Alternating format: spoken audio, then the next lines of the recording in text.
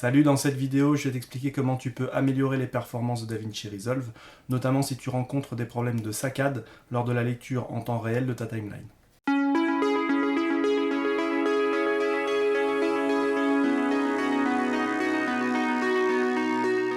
Le premier point à vérifier est que le mode performance soit bien activé. Pour ça, tu vas aller dans les préférences de Resolve, tu vas cliquer sur Utilisateur et ensuite Paramètres de lecture. Là, tu vois que tu as plusieurs réglages possibles pour le mode performance. Normalement, le réglage par défaut devrait être automatique. Si ce n'est pas le cas, je te conseille de le sélectionner. Tu peux aussi choisir le mode manuel et là, tu auras la possibilité de choisir ce que tu veux optimiser. Le format, la qualité de décodage, le traitement d'image. Le mode performance va améliorer la performance globale de DaVinci Resolve, principalement sur des ordinateurs peu puissants. Il va analyser la configuration de l'ordinateur et adapter en conséquence les traitements d'image et les calculs en tâche de fond.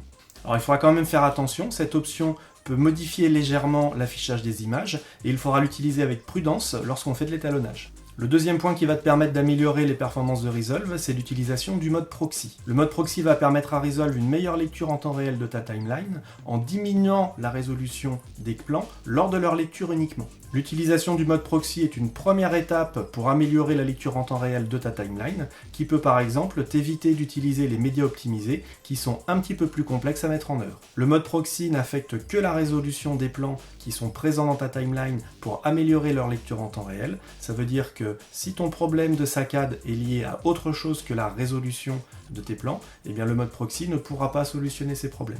Pour utiliser le mode proxy, il suffit d'aller dans Lecture, Mode proxy et de choisir entre demi-résolution et quart de résolution. Le troisième point qui va te permettre d'améliorer les performances de Resolve, c'est l'utilisation des médias optimisés. Un média optimisé est un média généré par Resolve à partir de ton média d'origine, dans un codec et une résolution que le logiciel aura plus de facilité à lire. Resolve va utiliser les médias optimisés lors de la lecture en temps réel de tes plans dans la timeline. Par contre, il utilisera tes médias d'origine pour l'export final. Le H264 par exemple est un codec extrêmement compressé qui demande beaucoup de ressources à Resolve pour pouvoir être lu correctement en temps réel. Bien, l'utilisation d'un codec plus facile à lire va grandement améliorer la lecture en temps réel. J'ai déjà réalisé un tuto sur les médias optimisés, je te mets le lien en description là-haut. Le quatrième point qui va te permettre d'améliorer les performances de Resolve, c'est l'utilisation des caches. L'utilisation des caches va te permettre d'améliorer la lecture en temps réel de tes plans lorsque tu leur appliques des effets, que ce soit depuis la page montage, la page fusion ou encore la page étalonnage. Le principe est que Resolve va effectuer un rendu de ton plan en tâche de fond dès que tu vas lui appliquer un effet. Il va ensuite le mettre en cache, de façon à ne plus avoir par la suite que la lecture du plan à faire et non pas les calculs liés à l'effet et en même temps la lecture. Pour activer l'utilisation des caches, tu vas aller dans Lecture, ensuite Rendu, et tu vas pouvoir choisir Automatique ou Utilisateur. Automatique est le choix le plus facile et le plus simple à utiliser. Si tu choisis Utilisateur, il faudra que tu définisses individuellement pour chaque clip si tu souhaites le mettre en cache ou non lorsque tu lui appliques un effet.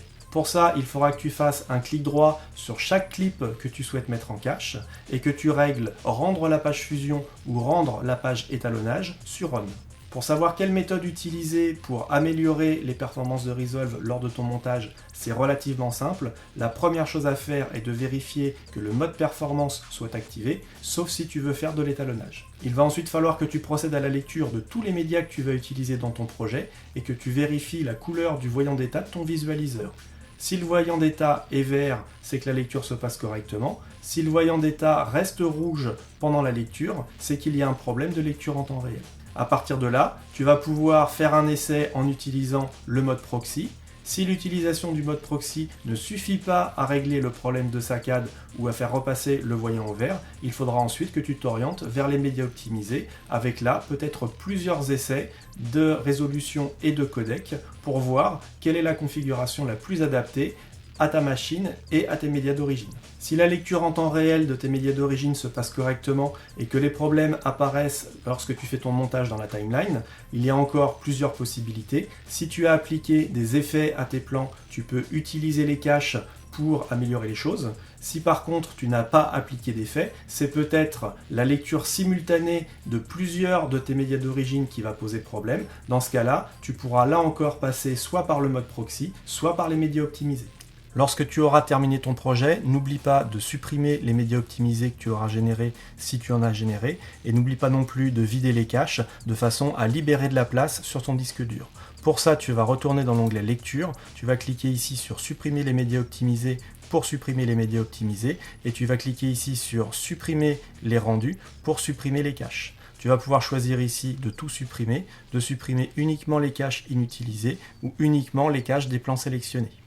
Voilà, c'est la fin de cette vidéo, j'espère qu'elle te sera utile pour améliorer les performances de Resolve sur ta machine. Si c'est le cas, mets un petit pouce vers le haut, abonne-toi à la chaîne si ce n'est pas déjà fait. Je te dis à très bientôt pour un nouveau tuto sur DaVinci Resolve. Salut!